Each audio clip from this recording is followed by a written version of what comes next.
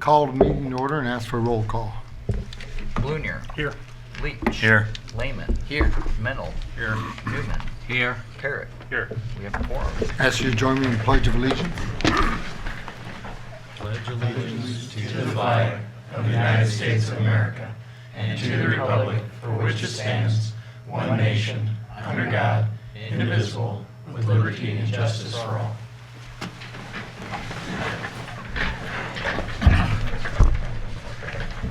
We have no public hearing, but we do have a presentation from our accountants. So, Jerpy and Tenson.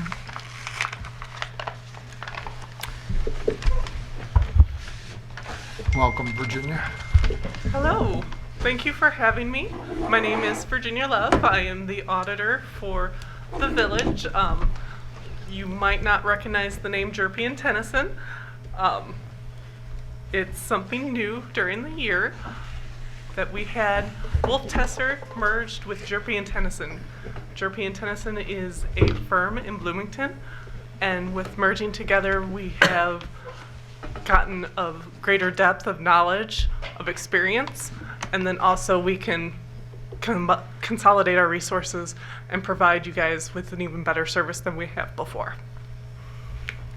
So, same place, same people, just a new name.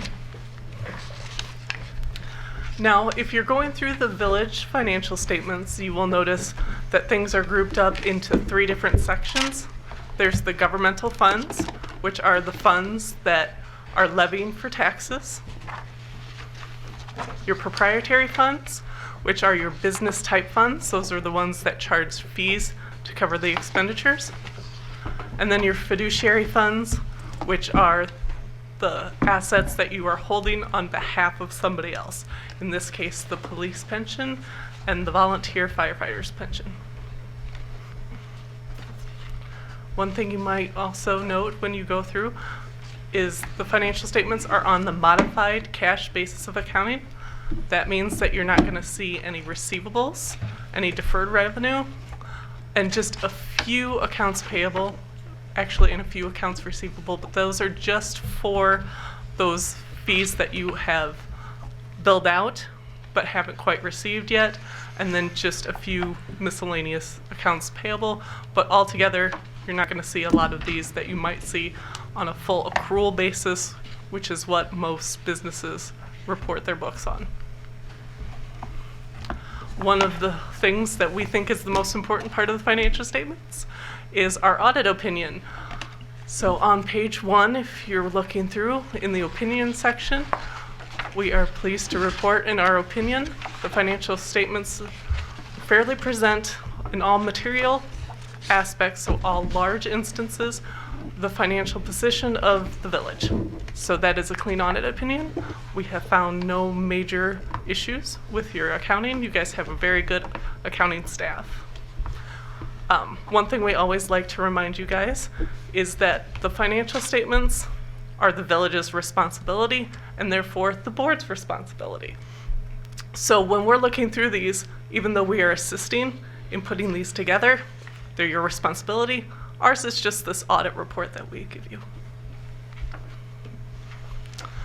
So we also like to walk you through just kind of an overview of your funds. These aren't going to be any new numbers for you guys. This is the information that you have seen. We didn't have any major audit adjustments through the years, so we're just giving an overview to just kind of recap. So here you can see the general fund had a small surplus at the end of the year, with revenues mainly consisting of your tax revenue, your property tax, your sales tax, income tax. All those are accounted for in this general fund. Then the expenditures. And then we also had some transfers out during the year. The biggest one was to the 911 center to kind of cover those fees. Then the township fund had a small deficit during the year. This was mainly due to expenditures being paid out to assist with the Jefferson Street patching and lot improvements. So in the past years, this had been a surplus, so this was kind of a planned expense. The business fund surplus. The business district fund had a surplus. Revenues in this fund were mainly from property tax revenue and a few grants. Expenditures were down quite a bit from prior years. You had a lot of major expenses come out of this in 2018 fiscal year and the year before, so this was kind of a down year for this fund. So you had a net income or a surplus at the end of the year. The Social Security fund is financed through property taxes and replacement taxes. The expenses from this went solely towards the Social Security and Medicare payments for your payroll. We had a small transfer out to assist with prior expenditures, I believe. Reimbursements. So in the end, came out with a small surplus in this fund. The Illinois Municipal Retirement Fund. This one looks maybe a little upside down, topsy-turvy. However, that is because you are spending down the funds that you have collected in this account. You have a large surplus that you have reduced the amount of property taxes that you're levying for to try and get that down. Because the state of Illinois tells you that you can only have 2.5 times the average expenditures built up in a single fund. This fund is way over that. So this is a plan. You're slowly spending that down to where it needs to be, and then you can even out your property tax levy compared to the expenditures. Then here I'm just showing you a brief comparison on where the cash funds are in each of those different funds: the general fund, the motor fuel tax fund, tourism fund, business district, IMRF, and Social Security. As you can see, you're pretty level on most of those, with just some differences. Like in the business district, you had spent down those funds quite a bit during the year. You're building them up so that you can do more projects with that. Then the IMRF fund, you can see where you do have quite a bit sitting in there that need to be expended just for IMRF purposes. We always kind of like to point out any large notes payable, which, as you guys know, was from the purchase of property that the village had financed. However, the note payable matches a note receivable from the buyer of that property. So it's kind of an in and out. And at the end of the fiscal year of 2019, you had a little less than 1.5 million left on that loan. Then the proprietary funds. I know you guys watch these closely, especially Craig. So you can see between the 2018 fiscal year and the 2019 fiscal year, the gas fund and the water fund kind of, it looks like the income was really low compared to expenditures. However, you did have some unexpected expenditures during the year. This is one of those reasons why when we say make sure you have reserved for funds for unexpected repairs and maintenance, especially in these funds. These funds have a lot of infrastructure, and therefore, as those age, they're going to wear out. So in this case, that's what happened during 2019.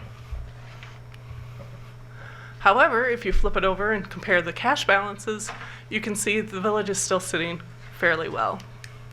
Even with the decrease in revenue, you still had an increase in your cash funds for the gas fund, the water fund, a small decrease in the stormwater fund, but still a nice balance in there. Pension information, always a fun subject. I'm not going to go into much detail on this today.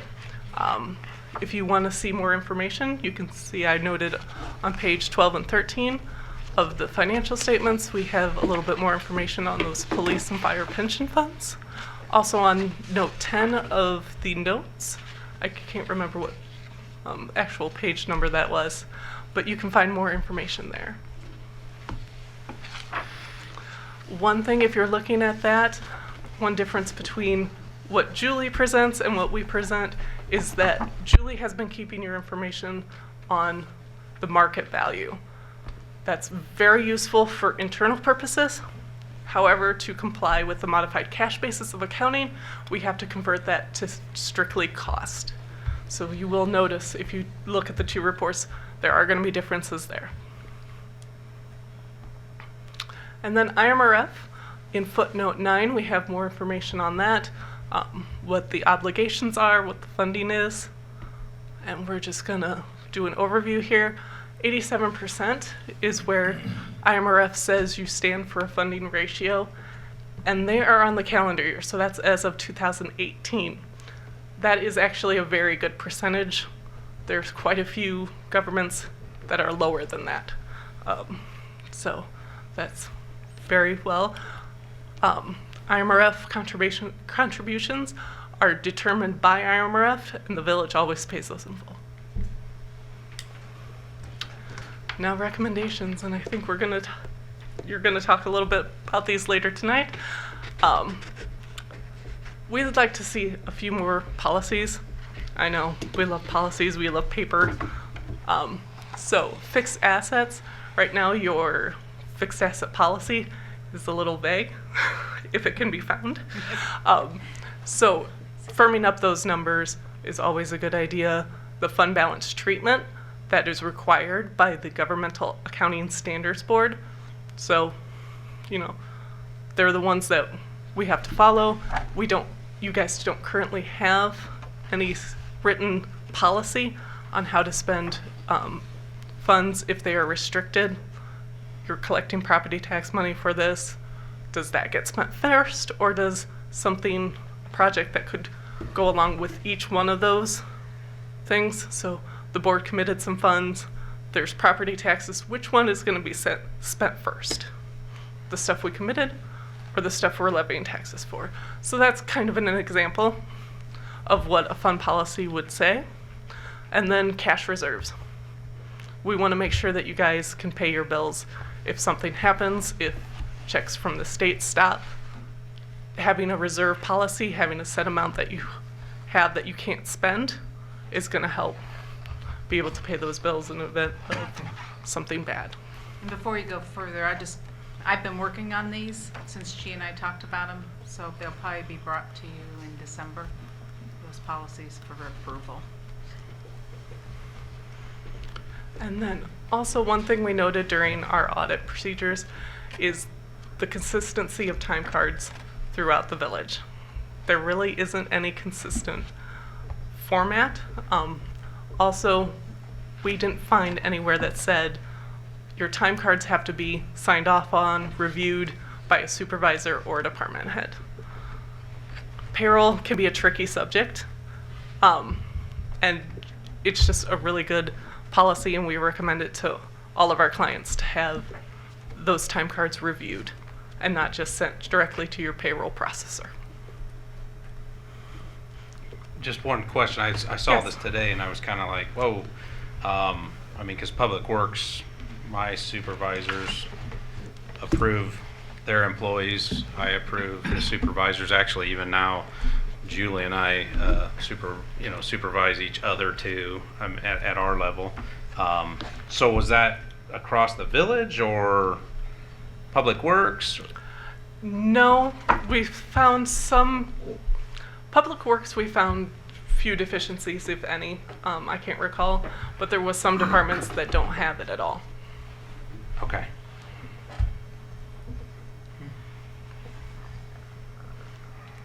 All right, any questions about anything I covered? I know it's kind of a brief overview. On the develop written policies, the first item you have up there, fixed asset capitalization, are you Right. talking about whether we capitalize it or expense it? Yes. Okay, thanks. Any other questions? All right. Well, thank you guys very much. Big thanks to Julie and Craig and all the staff at the Village Hall. They have helped us immensely throughout the audit. Also to you, the board and the mayor, for having us out again this year. We always like doing business with you guys. You guys are a wonderful organization. We truly appreciate your business. If you come across any questions later on, I left you all my business card. We welcome questions. That means you're looking at what we did. I try to get back very quickly. Usually email's the best way to get me because I'm in and out of the office, unfortunately. So, thank you very much. Thank you. Thanks, Virginia. Thanks, Virginia.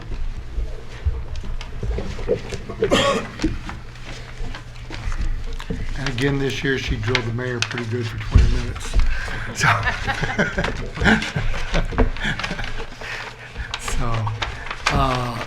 public comments.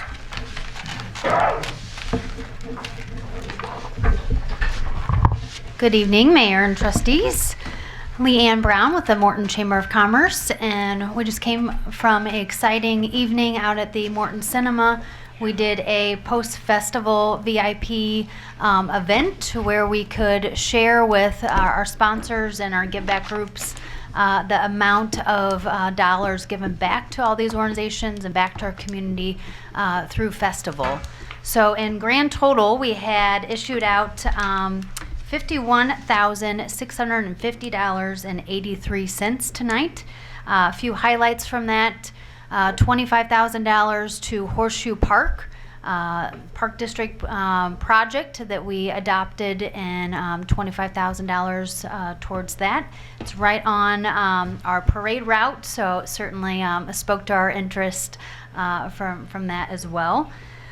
Jefferson School, we certainly take over much of their property, so $3,000 back to the school activity fund, and then $1,000 back to the PTO. We do $1,000 back to the high school football team. We did in partnership with the High School Booster Club for hosting our drive-through. That total amount was $5,803.53. And our partnership with TCRC, $4,200.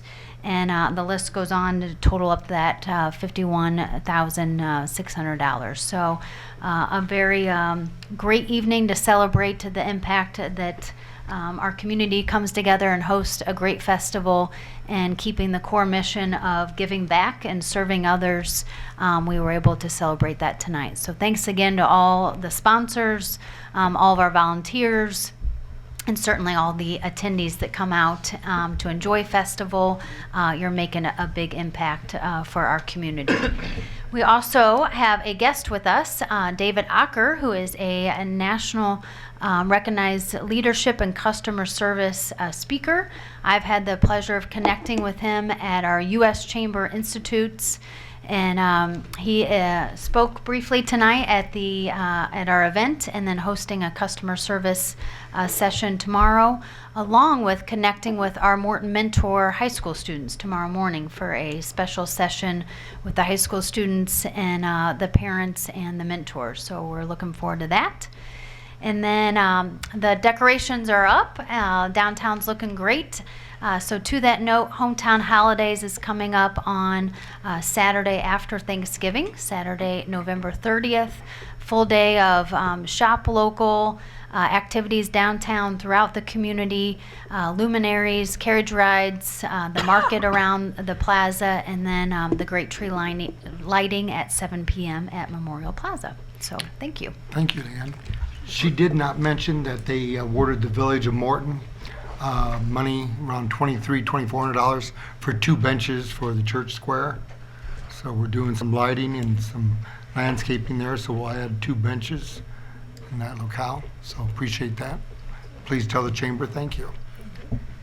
Leanne, could you email us those contributions? I couldn't write quite as fast as you spoke. Sure. I think it'd be nice for us to have.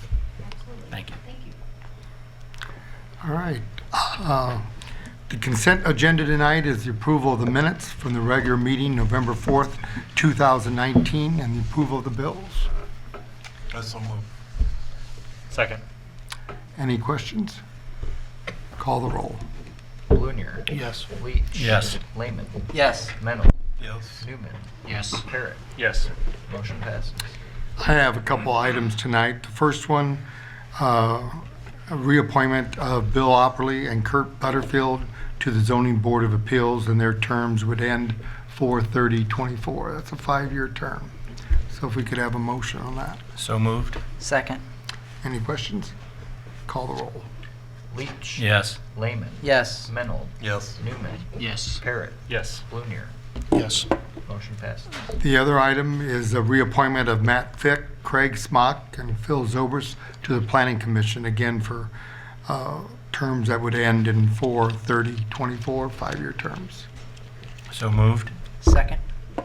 Any questions? Call the roll. Lehman. Yes. Mennel. Yes. Newman. Yes. Parrot. Yes. Blunier. Yes. Leach. Yes. Motion passes. And I want to thank all 5 of those gentlemen for continued service. They've served for quite a few years, and I was actually surprised everybody was signing on for another 5 years. So hats off to more Morton citizens for helping out. So that's all I have. Village clerk, Nothing tonight, Your Honor. village administrator. I have one item tonight, Your Honor. I'm bringing forth a recommendation from the Business District Development and Redevelopment Commission. They met last week and discussed the 5-year period that is required right now for a grant to be received on an individual parcel. I don't know if the board remembers, we discussed this along with a grant that was brought forth last month. And their recommendation is a change to the existing building grant, basically twofold.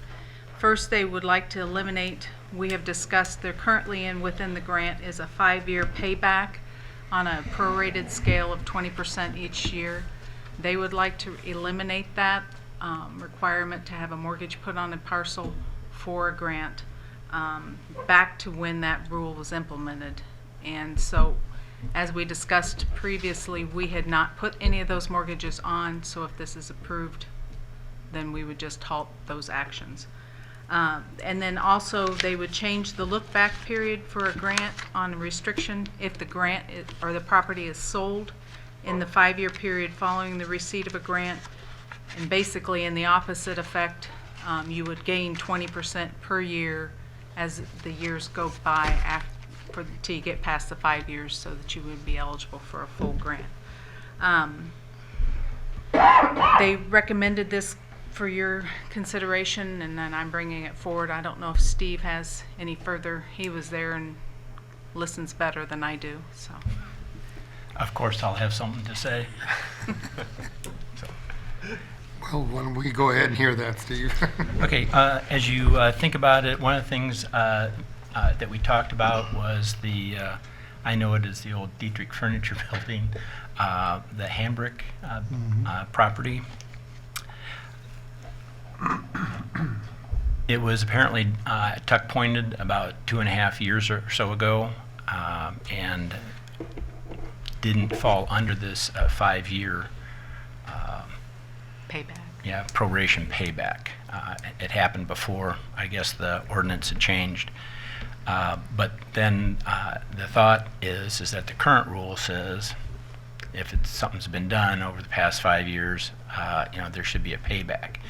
So when it was brought up, I was trying to explain why we turned down the Hambrick one so that they would understand, because they had passed it along, thinking that we would make the decision, one way or the other, and we'd have a reason for doing that. But the part that I was surprised at is that I mentioned that we hadn't filed any of the mortgage paperwork on any of the ones that had been done over the last 2.5 years or so, since the ordinance had been changed and allowed for that mortgage. There was immediate head shaking from almost everybody at the meeting, because I think they thought that was a new rule that we were implementing. They didn't realize that it had been implemented 2.5 years ago or so. And they were rather adamant about not wanting there to be a mortgage applied to the property. One of the reasons that they said is they thought it could be an adverse item on the property when they try to sell, or if they wanted to refinance or something along that line. I didn't try to answer that question at all because I don't know if there's anything that's adverse about it. But that was one of the things that they said. But the part that we have to remember is that if you take off the mortgage, then what they wanted to do would be forgive 20% a year for the, well, not forgive, they wanted the whole amount forgiven if the property is sold. So if the person who buys or sells a piece of property had something done 2 years ago, and I'm just going to make numbers easy for $10,000, and somebody buys it 2 years later, the owner who is selling, who received the $10,000, does not want to have to pay back any of the money. They would rather that we took it away from the potential buyer or the buyer who might potentially do a remodel. So that would mean that if it's 2 years have gone by, the new owner would only be able to get 40% or 2 times 20% of a grant. But to get that 40%, they would have to do a remodel, a facade remodel or improvement that still equaled $20,000. So the idea is that the grant that they would be asking for is $10,000 because they spent 20, but they could only get 4,000. So then you could say, well, is that fair? Well, they bought a building. Hopefully the seller, was aware of, telling them about what was done. But if not, but now it's not that they can't apply for, but what they would get would only be a prorated percentage. But to get the proration of the full 10,000, they'd have to spend the full 20,000 to do it. That was the suggestion.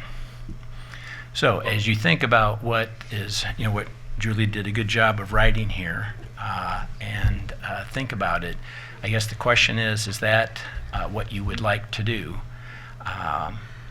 or not? Because as we think about rewriting the ordinance, do we want to give up that opportunity to get money back, which then could be used to apply to giving the new owner a full $10,000, or the person who sold it and potentially had asked for it. Now I will say, apparently this is the only one in the last 10 years or so that this has come up. So it's not like it is a big deal. But my statement to the members of the Business District Commission was that when you realize that it's $10,000 that you can get, it's now maybe worth it to do more of a facade improvement or whatever, as opposed to when you could only get $2,500. So is there potential that more people would be interested in it? Maybe. But it doesn't look like we're being overrun with people trying to flip properties, because this is the only one. So. Did we already? We didn't make any motions. Yeah, there's no motion. And you're kind of in a procedural middle ground here because I'm in the process of preparing an ordinance, and the plan has been to codify the rules of the facade grant program. And so, in the past, we've done a motion and a second and board vote to approve a recommended change in the grant improvement program rules. However, since potentially as soon as next meeting, you're going to be voting on a final ordinance, you could also just express a consensus without a vote tonight. I'm going to incorporate it into an ordinance and bring that back to you. So I don't believe a vote would be necessary tonight if there's a consensus on how you'd like to proceed. Okay. So go ahead, Mr. Perry. Go ahead. Couple questions or statements, I guess. One question is, if, not to make things more complicated than what they already are, but say that first original owner applies for the grant, sells it 2 years later to somebody, and they don't apply for a grant, but then they turn around and sell it, a year later. So it's 3 years from the original grant. Is it from the original grant then that this is applied? Okay.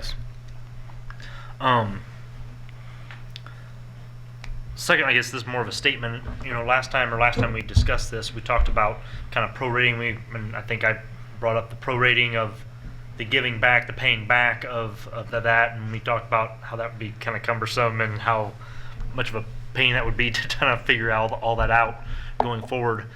This seems like it streamlines that takes the mortgage part out of it, which seems like a pain and kind of a hassle to begin with. Takes that out of it. Now it does it kind of puts it on the new owner versus the old owner. But I think on one of the statements from the in here that was talking about, the facade grant was given, the work was done, and so I understand the point of leaving it with the original owner that originally applied for the $10,000, because they did do the work. The facade was improved, the $10,000 worth or whatever, that work was done. It wasn't a percentage of that work done, it was done. So I can understand the thought process behind here, and I think it makes more sense to rate it forward on the new owner. Now obviously that's something that would have to be the person buying the property something they would want to know, and I would assume a smart buyer would ask if that's been done, if that's something they're looking into. But I think in general I think it makes sense. One of the things that one of the commissioners pointed out, and I hadn't even thought of, is the mortgage side of it is kind of assuming that there's going to be a profit on the sale, and they said, that's not a guarantee. So if they sell the parcel for, say if they owe more on it than they sell it for, this is just that much more money that they have to come up with to repay. So I hadn't even thought of that. I always just assumed it would be sell for more than what it was owed on it. Or Yeah. Well, I think the issue that we're trying to avoid is people using this as a money-making venture to get the grant, improve the property, sell for profit, and turn around. And you said exactly. This has happened one time in the last 10 years. I don't see that as being a concern. It's a concern, but I don't think there's people out there taking advantage of it, and I don't foresee that happening, the way it's been going. In that vein, if we make these changes, it still accomplishes what the village wants to accomplish. That the property is maintained, and so it makes sense to me, these changes, and it seems like it'll be a lot easier to administrate. The administration of the program seems to be more seamless, and so I think it makes sense. So I have a question. If we proceed forward with this the way that there seems to be an agreement by the trustees, is there a way to ensure full disclosure for the new buyers so that they're aware when they buy a property that these grants are available and that they are limited for a period of time after they buy it to a certain degree? I just can't assume that someone coming into town and buying a business or a property is going to know everything about it. So is there some way we can hold the seller accountable to give full disclosure and all the documentation to the new buyer? I'll let you answer that one. Sure, yeah, that's a good question. The way in which probably the way you could come closest to doing that from the standpoint of informing them of the restrictions imposed upon a property and its eligibility for a grant would be to record a notice in the real estate records, and that should trigger paying in the title commitment and bring the attention of the buyer. That would require a similar amount of administrative work to doing the mortgage itself. A couple other options, or one option and one thought, from a publicity standpoint or informing people about the availability of the grant. I think, there are things we do already and probably, could continue to do in terms of spreading the word and coordination with Chamber and others to make sure that new businesses coming to town who are doing due diligence are aware of the grant program. And a second issue, and this is a balancing question for the board, but I feel if a buyer was represented and was engaging in due diligence, I would hope they'd be having conversations if the grant's material to their decision to buy with the village about, what might be available to them as an economic incentive if they buy the property. So if you wanted that included, we could certainly do that by recording a notice against the property, but we do give up some of the administrative simplicity attained by tweaking the program rules. I certainly don't want to make it more complicated. I just want everybody to be informed. Well, I don't even know if we've done a good enough job yet informing people there's money available, because we have a meeting tomorrow morning with contractors that I honestly don't think they know there's $10,000 available. We annually So- send a postcard to every address within the business district, Oh, telling them about the program. Whether You they know, pay I've any gotten one of those attention- before. Yes, see, whether they pay attention to it or not is another story. well, I didn't think I should get it, so. Okay. Also, just to clarify, if somebody had applied for the grant and received it, then 2 years later they sell the property, but the new owner decides not to do anything for 2 years, they would still be able to get back then 80% of the grant. So it's based upon the length of time from the time of when it was done, all right? So, the worst case scenario is if a new buyer wants to do something immediately, but they could wait 3 years and get 100%. So.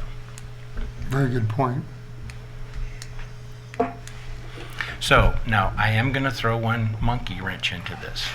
Would expect nothing else. It means when Hambrick comes back, what do they get? It'll be about 3 years, so they'd only be able to get about $6,000 out of a $10,000 grant. So I want you to know what's sitting there. Not saying that we can't do something about it, but if we follow the rule that we create, it seems to be that that would be, sitting there, just so that you're aware.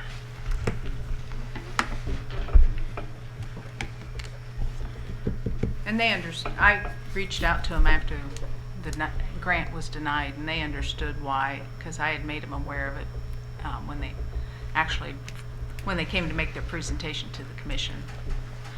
So they were fine with it, and like Steve, I think had mentioned at the last meeting, there are some things they are considering doing that they could probably apply in next year. So maybe they'd even get past, get to 80%. But they'd have to spend another 20 next year to get that other 20%, correct? Right. So if they spent the 20 now, they could get 60% of it. And then next year, if they spend another 20, they could get another 20%. Right, I don't know.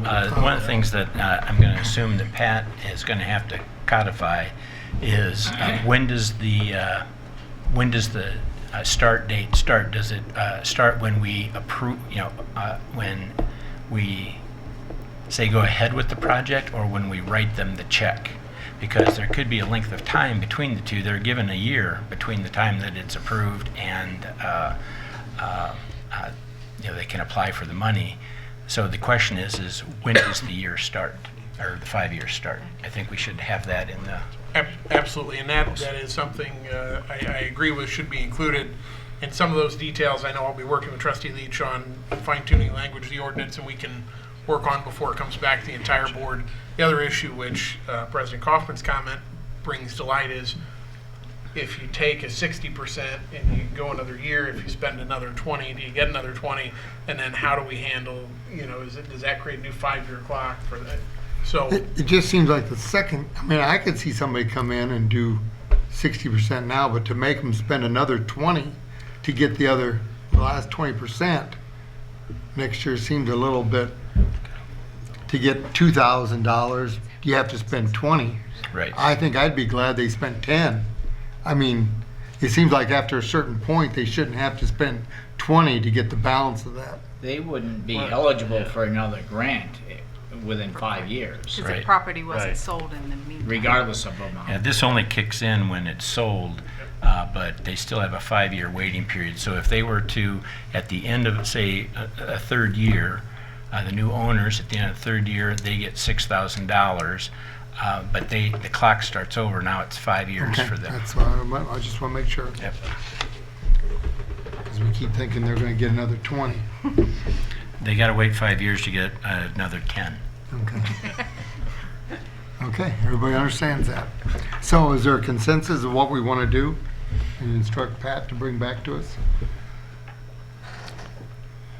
I've drawn a consensus from your comments. I haven't heard any strong opposition, so I would plan, unless you tell me otherwise, to incorporate this proposed language in the draft that I'm working on. I can hardly wait to see what he writes, what we said. Okay, all right, thank you, Pat. Anything else? That's all tonight. Okay. Chief of Police. Thank you, sir. I have one comment. Your beard is coming in nicely. Driving me crazy. He's trying to Corporate be a team player. Corporation Council. One item tonight, Your Honor, which is ordinance 20-18, an ordinance making amendments regarding the village plat officer to Chapter 7 of Title 11 of the Morton Municipal Code. If I could have a motion. Motion to approve. Second. All right. This ordinance derives from necessary changes with Roger Spangler's retirement and some of the splintering of duties he once held. The plan going forward is for Superintendent Loudermilk to exercise the responsibilities of plat officer, and in order to accommodate that and to avoid a couple issues that the existing ordinance presented, this ordinance makes provisions to assign the responsibilities of plat officer in the absence of some other human being appointed to that position to Greg's office. And I think the intent going forward is that it would probably be held in perpetuity in his office unless in the future that doesn't make sense for the village. So you reserve that flexibility, but we accommodate our present plan. So, and it also takes away a $300 salary, which Craig would otherwise be entitled to receive, which he's indicated he does not intend to receive. Nor will he. I offered that, Jeff didn't take it away. But I'm enjoying the moment. I'm enjoying it. I struck first. Any comments? Call the roll. Mennel, Yes. Newman, Yes. Parrot, Yes. Lunier, Yes. Leach. Yes. Lehman. Yes. Motion passes. All right, Director of Fire and Emergency Services. Nothing tonight, Your Honor. Director of Public Works. Nothing tonight, Your Honor. That is a rarity. That is. Zoning and Code Enforcement Officer. Nothing tonight, Your Honor. Thank you. And Village Trustees. Trustee Leach, I see you have something on the agenda. We just did it. Okay, all right. Any other trustees have anything? If not, I'd ask for a motion to adjourn. So moved. Second. All those in favor? Aye. Thank you, gentlemen.